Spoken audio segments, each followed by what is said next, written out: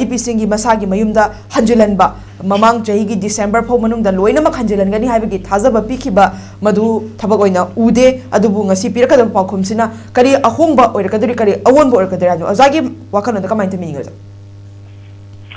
sana akoigi IDP singsi adumati akoi IDP aida minthon ama piraga akoigi iraicha sing lamdam sida pokchaba lamdam sida chaujaba lamdam sida matam sangna chahi kya dagi ipai po hakte le pamyam se mafam marang khangdana so ko la koigi moigi kuki haida minthon ba ma piraga moigi terrorist moigi eno singsi tawraga akoigi attack tawraga akoigi lantum kanai kari magi lairiba punsiyam da tangada ba khoi keno yum kai sing loina mangan biraga ngasi si akoi lande na ba mioi sing kyama lay duna akoi awa saruk nyam sa koi punna adi yaminarga lakpani masigi keno sing sida masi kokomina luchingaga tang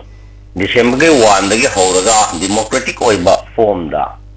akoi sit-in protest tawraga koi yumda hanjalan view haiduna akoi miyam da sunung tigi moi lauthoi ko aduga memorandum sing si piraga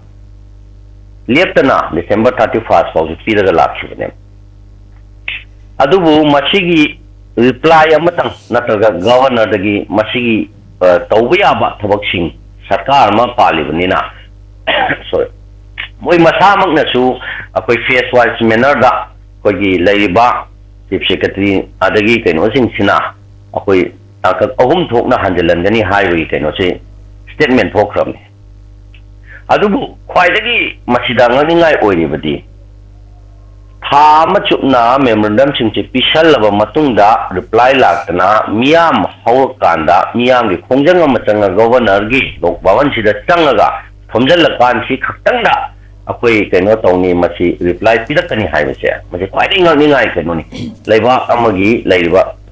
government ama palimne ko government si auji popular government natna su PR gi makhada president makhada governor na luchingaga akoi mai makhada thabak thomyam paksuine